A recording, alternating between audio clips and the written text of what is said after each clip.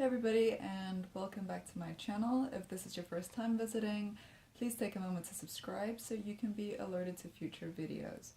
So today I'm going to take you through my way of plotting a novel, just step by step how I go about it, and for the purpose of this I'm going to be focusing on the fifth book in my Diamonds in the Rough series. So since this is a book in a series, I already have a little bit of an idea of who the characters are going to be, plus a little bit of background information on them. But in future videos I will be talking more about character development, so do make sure you subscribe so you get alerts when those videos get uploaded as well. Now it might seem as if my plotting is going pretty fast, moving forward quickly, and that's just because the point at which I'm at, I've already been thinking about this for a few days, I've already taken notes, so I do have some sense of what I want out of this book.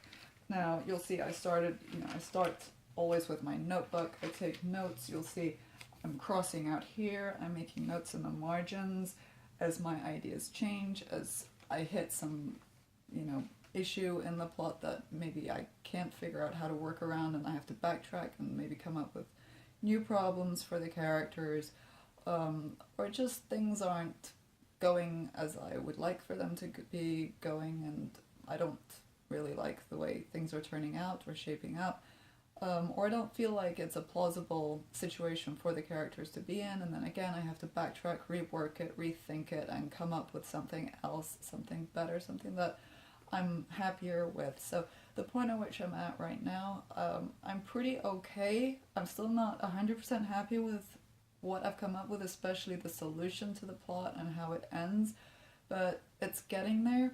I think of developing a story as you would a piece of art. You're trying to shape something. There's so many working parts, they all have to come together, and you're trying to create something perfect out of all of this, something that works harmoniously. And it's hard, it's not easy to do, and it takes time, it takes a lot of thought process. But by the time your reader gets the book in their hands, the solution to everything is going to be like, oh wow, the writer came up with a really great solution to this problem. But in fact, it took that writer probably maybe, a couple of months to really figure out how they were going to solve the problem for the protagonist a lot of the time. So, in any case, without further ado, let's get started and I'll show you how I work on plotting my novels. So the first thing that you want to do when you're starting to plot your story is you want to describe the premise in 1 to 2 sentences, basically the idea for your story, and you want to make it as concise as possible. So it's really just the bones of the story that you're putting down. So for my story, the 5th book of Diamonds in the Rough, this is what I've come up with. A crime lord is presented with the perfect opportunity to avenge his father's murder. This is an opportunity that makes him reevaluate everything he believes in when he falls for the daughter of the man who once ruined his life. So right in there, you're promising the reader that there's going to be a conflict of two people who are going to have a very difficult time finding a happily ever after together, because he's a crime lord and she's the daughter of the man who once murdered his father. So the next thing you want to do is you want to write down all the questions that arise when you're reading the premise. So I've made a list here, and based on my premise, some of the first questions are going to be, who is the crime lord? I already know this because he's been a character in previous books in the series that I've written, so that one's pretty simple for me to answer. But then you get to other things like his backstory and who the heroine is. So when was his father murdered? Who was his father? Did the crime lord witness the crime? How did he survive if he witnessed the crime? Was he spotted? Was he chased? How did he get away?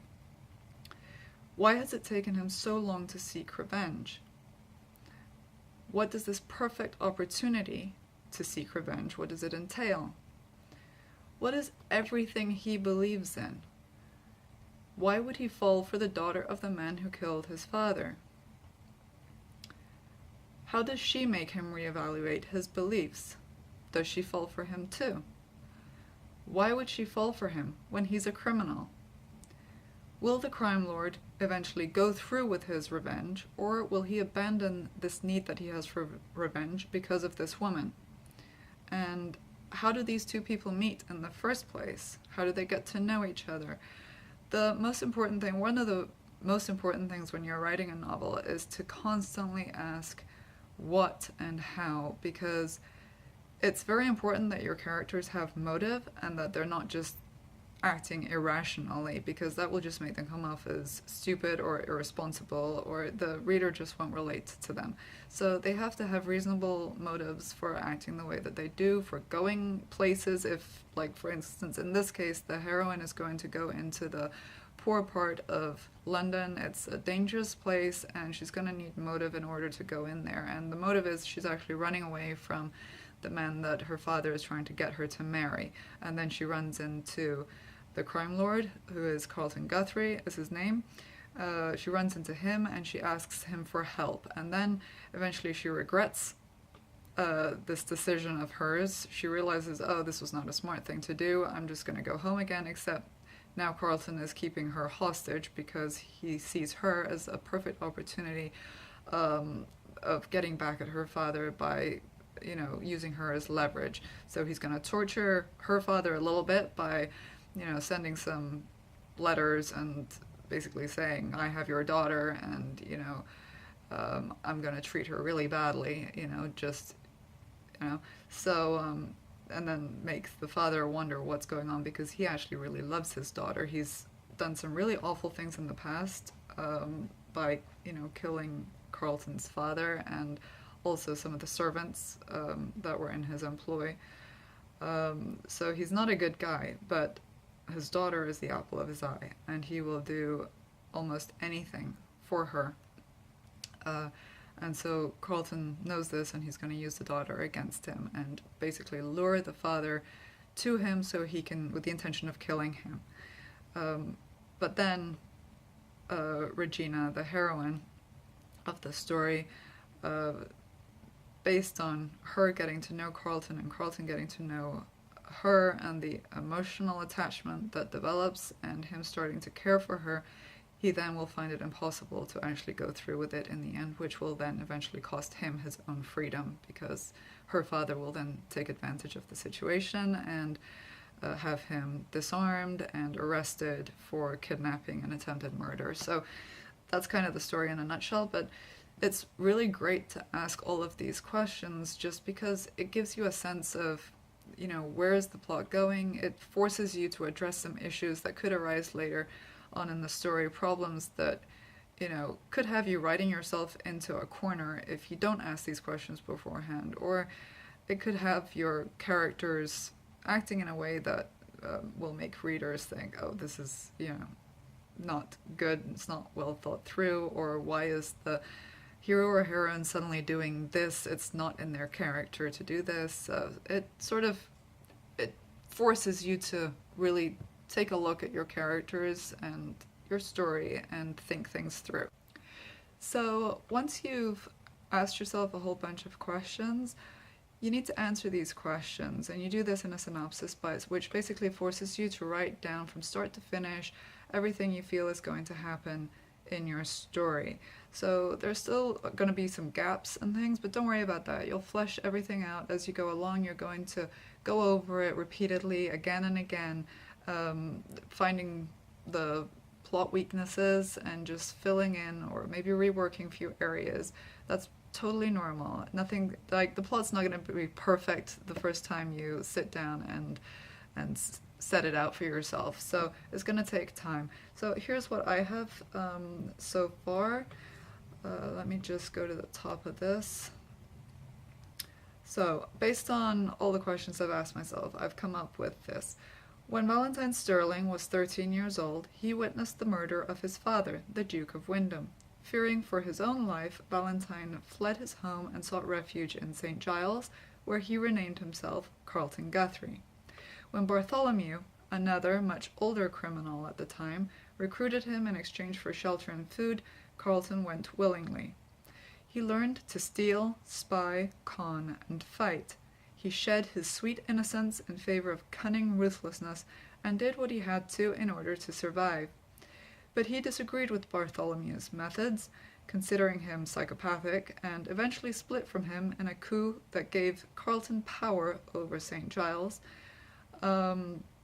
Guthrie has since, or Carleton has since, protected the people of St. Giles, and he has made his money through boxing tournaments, blackmail, and thieving. So he's not, you know, he's a criminal. I mean, he's not like a complete good guy or anything like that, but the reader will sympathize with him because of his backstory and because he's a man of principle and because he doesn't like commit like cold-blooded murder or anything, and the people he goes after, they're bad people also. So this, I'm hoping at least, will help the reader to sympathize with him by showing his positive sides and also his willingness to change for the heroine later on as the story progresses. Hopefully the reader was not gonna dislike his character, they're gonna like him actually, and they're gonna be rooting for him to be able to take revenge for his father's murder, and get the happy ending that has been stolen from him when he was just a boy. So let's move on. We have here Carleton has made 2 attempts at taking down his father's murderer in the past. The first attempt was rash and fueled by anger and almost got him caught. The second attempt failed because of outside interference, which forced Carleton to back down. So there are areas here that I'm not elaborating on. I'm not sure maybe like what kind of outside interference would have taken place. There's still a lot of questions that need to be asked and answered, some of which I won't even figure out until I start writing this story. Okay, so since then he has been biding his time, basically waiting for the perfect opportunity to come again, because maybe this will be the only other chance he gets to actually get the guy who killed his father. So he wants to make sure he gets it right. The perfect revenge would be to watch this man suffer before killing him. He believes this will bring him peace and happiness. But Regina turns his life upside down. She brings light into his darkness in which he's been living and reminds him that there is goodness in the world. She squeezes past his defenses by being kind and gentle, and she gradually opens up his heart. She makes him want to be a better man, so he might deserve her. Against her better judgment, Regina develops feelings for Carleton as well. She catches glimpses of the man he is beneath his hard facade, and gets to know him as someone other than the criminal everyone else sees. So the part that I've missed out here, that I actually have it in my notes, is how Regina and Carleton meet, which happens when she's running away from the guy that she's supposed to be getting married to, and she flees into St. Giles. I mentioned that earlier, but I should have put it in here, but okay, you know, I have it in my notes, and I'll add it as I flesh out the synopsis. So eventually her father comes to find her, but Guthrie is prepared, because this is exactly what he wants. He is luring her, he's using Regina as bait. So I could add that in here. Guthrie is using Regina as bait. Okay, oops. Bait. There we go. Alright, so eventually her father comes to find her, but Guthrie is prepared. He finally has his enemy right where he wants him. But when it comes down to it, he can't go through with it because of Regina. This moment of weakness costs Carleton his freedom as he is suddenly attacked and disarmed. He is charged with kidnapping and attempted murder, and he is imprisoned. So this is the point in the story in which everything goes sideways for him. He lets down his guard because of Regina, because he's developed feelings for her, and because he doesn't want, to hurt her by murdering her father. And so this moment of weakness then actually costs him his freedom, and he is imprisoned. Regina then sets out to save Carleton because she knows he's innocent of these crimes that he's accused of. She tells the authorities that she went with Carleton willingly and that he protected her and treated her well. She knows by now that her father has lied, and she's determined to get to the bottom of the conflict between Carleton and her father and discover what happened. Of course, her father refuses to tell her anything, but then she receives an envelope containing a signet ring belonging to the Duke of Wingdam. This has been delivered to her by Carleton's right-hand man, who is still free, who knows of Carleton's past, and who is of the opinion that Regina is the only person who has any chance of actually saving Carleton. So she turns to Debrett's and studies it. This Debrett's is it's a book of the British aristocracy, which outlines who the various aristocrats are, when they were born, who their children are, who their nearest family is, wife, siblings, that sort of thing. And she visits the Mayfair Chronicle, which is a newspaper that I've created for the purpose of my books. So in my books, the readers, the characters, they're always reading the Mayfair Chronicle. Yeah, so she goes to the Mayfair Chronicle, where she finds articles pertaining to the murder. And little by little, the pieces start falling together, and she realizes who Carleton really is, and that he has suffered his entire life because of her father. Again, this is just really broad strokes. It's not saying exactly, how she finds all the necessary evidence and what exactly all of this evidence is, because I haven't quite gotten that far yet. And I might not even know until I get to that point in the story, until I've written most of the book and I'm at the end. Maybe that's when I'll figure out exactly what the evidence is going to be. So sometimes these things come to you as you go along. Then Regina confronts her father. She learns that Carleton is going to hang, and she saves him by revealing that he is a duke and that at the very least he deserves to be tried by his peers. So this will put the hanging on hold at least and give them a little bit of extra time to figure out how to free him. She produces the ring, which is at least enough to prompt the authorities to second guess everything they thought they knew. Carleton is taken back to his cell, and a series of questioning is planned for him. I'm planning to bring in people who knew him as a child, knew his father, and who can ask him questions that only he would know if he really is the Duke of Windham's son, in order to prove his true identity. Charges against Carleton are dropped, and Regina's father is arrested for murdering the Duke of Windham. And again, broad strokes, I'm not sure exactly. I'm sure there's going to have to be some concrete evidence to prove that Regina's father did this, and I haven't really figured that out yet. So this is just really an idea of what's going to happen more than how it's going to happen. Guthrie no longer belongs anywhere though, because he won't be accepted back into St. Giles as a duke, because the people who live there, they despise the aristocracy. They're all poor, and they're going to feel as though they've been lied to by him, which they have, and they're just not going to want to trust him or accept him as this figure of authority that he's always been to them. And also, he won't be accepted in Mayfair either, now that everyone knows that he was Carleton Guthrie. So his reputation has been completely destroyed by Regina doing this, but at least, as she will say to him, she has saved his life and he's going to live, and hopefully they can be together. And so there's going to be a lot of dialogue and things happening in between here and the final sentence that I've added, which is basically just him and Regina, they leave London together and make a new life for themselves in the countryside, away from society.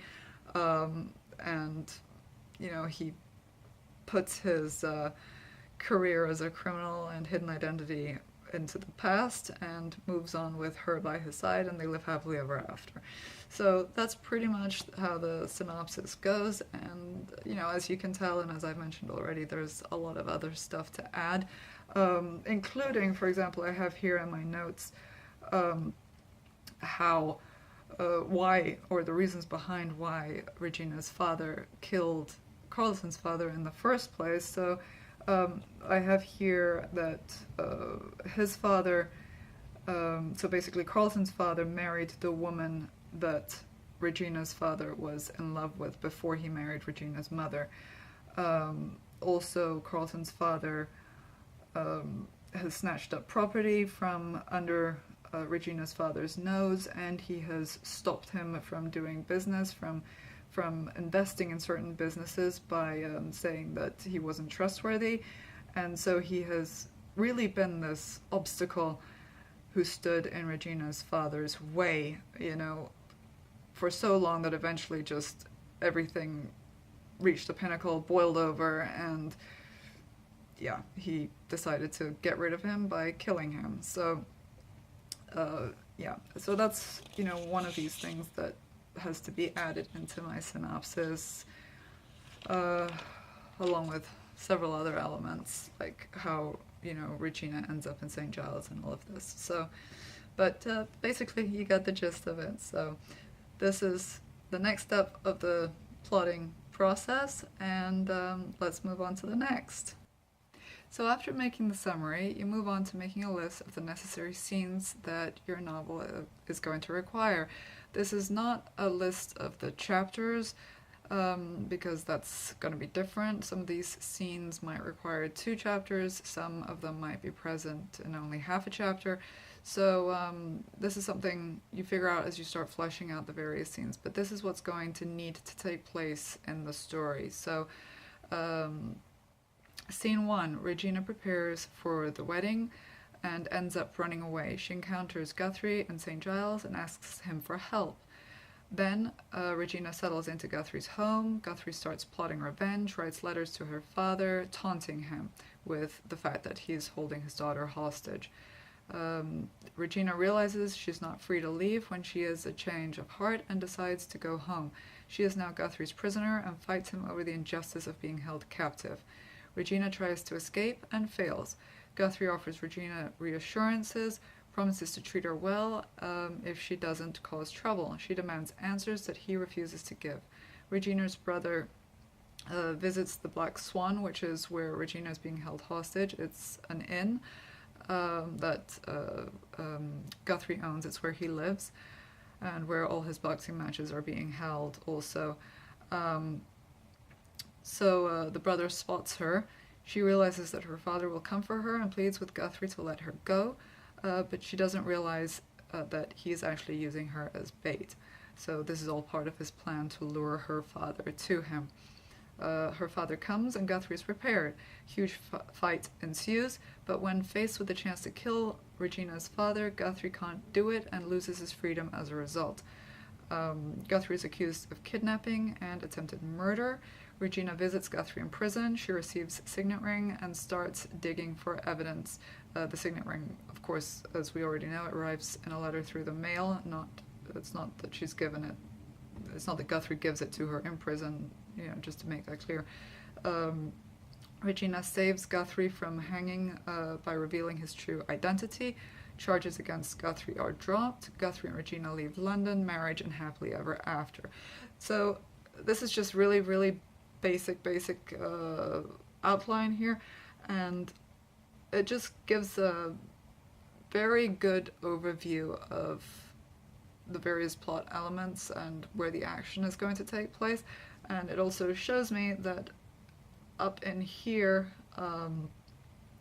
like before Regina's brother shows up at the Black Swan, we're going to need some elements of Regina and Guthrie spending time together, getting to know each other, because otherwise, you know, they have to develop feelings for each other, and that's going to take some time.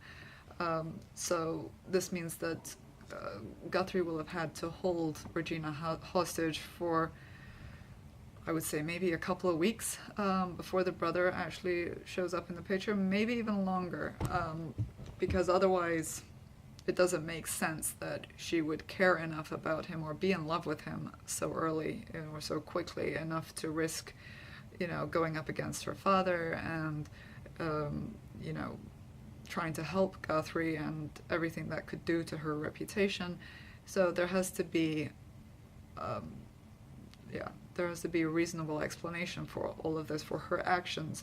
So in here we're going to put, I don't know, Regina and Guthrie spend time together / get to know each other better, and this will include conversations about interests, thoughts on various issues, yeah, just the usual stuff that really, you know, lets them figure out who they really are beneath the surface so that they can actually form an attachment.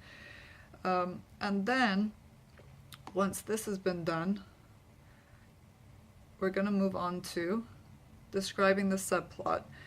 Now, not all stories have subplots, but I want this one to have one, and that's simply because I think it's a really great way in which to show how Guthrie can actually be a hero, and how that he cares about Regina, and how his feelings for her developed. And so I'm going to do this through her actually getting kidnapped by someone else briefly, by one of his men who sees her as a great opportunity to make some money by auctioning her off to an underground prostitution ring. So I have the subplot written down here, and I'm just going to read from my notes because it's going to be quicker this way. So one of Guthrie's men thinks he can make more money by breaking off on his own. He sees Regina as an opportunity. An upper-class virgin would do well at auction in the prostitution underground.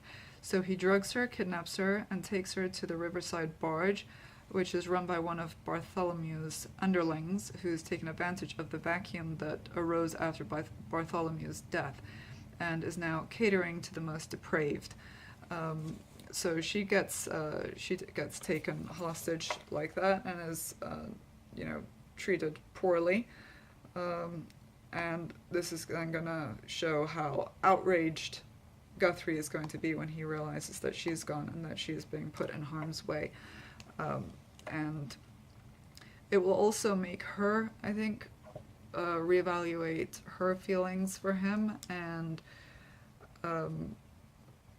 make her realize what he is willing to do for her, you know, because he ends up actually having to kill someone in order to free her. So then the next thing is you write down all the questions that arise when reading your subplot description, just as you did for the plot. So here I have Guthrie mentions having to look into Riverside Barge. This happens at the very beginning of the story, like right after Regina comes to stay with him. He knows that the man who is running it is gaining too much power, and a couple of St. Giles women have already gone missing, so this is kind of foreshadowing what is going to happen with Regina there. Then you have the scene where Regina is drugged and kidnapped. This is again before her brother arrives. In between her getting to know Guthrie and her brother arriving, you have this going on, which is, it's a way of creating more of a connection between her and Guthrie. And so Regina is drugged and kidnapped by one of Guthrie's men, who's been making some money on the side by supplying women for auction. Regina will be his big break. Guthrie discovers that Regina is missing, and he sends men out to ask questions. Regina wakes up on the barge where she is being kept. She's cleaned and put in a nice gown, but she's still groggy, but tries to fight, and yet she fails, trying to fight off the people who are holding her.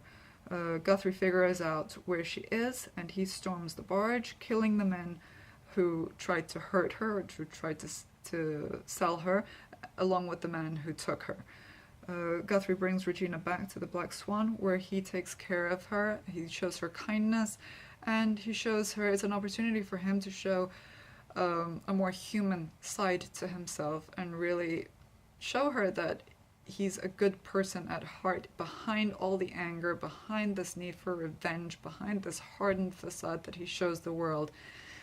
There's more to him, and there's a man who's actually capable of being loved. So once you've woven the plot and the subplot together, then you want to go over everything repeatedly, flesh everything out, flesh out all the scenes, and make sure that it flows well. Revise it for clarity and for consistency. Make sure that the basic plot points are there too. I'm going to post a diagram right now. It's going to show up here. And this basically shows the principles of what a plot should consist of. You have the start, then there's the established routine, the inciting moment, problems for the protagonist, attempt at solution, and this attempt fails. Things get more complicated, attempt solution, this attempt fails, then the problems worsen. Then you have the black moment, which is also the dark night of the soul, where everything just seems impossible. In the case of this story, it would be where Guthrie is taken off to be hanged, and he and Regina both fear that his life is about to end and they will never have the happily ever after that they've been hoping for. But then, she saves him, the protagonist rallies, they overcome the obstacles, and they win, and they live happily ever after. So once you have all of this done, then you want to start listing your chapters. I usually aim for about 30 chapters with 3,000 words in each one, which would make 90,000 words in total for a novel. This is just a starting point. Often I have chapters with some with 4,000 words, some with under 3,000 words. I figure this out as I go along, and eventually my books usually end up being roughly somewhere between 93,000 and 97,000 words in length. But this, at least, like marking down the chapters and reworking your outline so you know what's going to happen in each of your chapters, really creates a great frame for when you're writing your book. So you know what you have to write each time you sit down. You can just look at your outline, you see the chapter, you see what's going to happen in that chapter, where it's going to lead to, how it's going to lead to the next chapter, and it's a good way to create clarity for your book. And last but not least, as you do this, or once you've finished doing this chapter by chapter outline, you then want to add time. You want to consider timeline. So you need to figure out, think about what time of year is your plot taking place, and how long is the time frame for your story. Is it just a day, or is it a couple of days, or is it a few weeks, or months, or years even?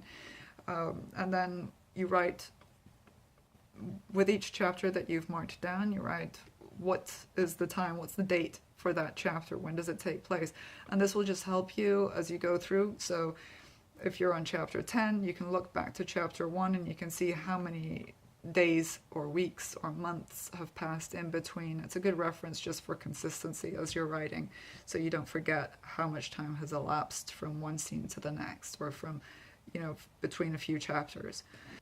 So that's pretty much it. If you have any questions about writing a novel that I haven't answered in this video, please feel free to jot them in the comments below. And once again, subscribe so you can be alerted to future videos. My next one is probably going to be on character development. So if you want to see that, like I said, subscribe.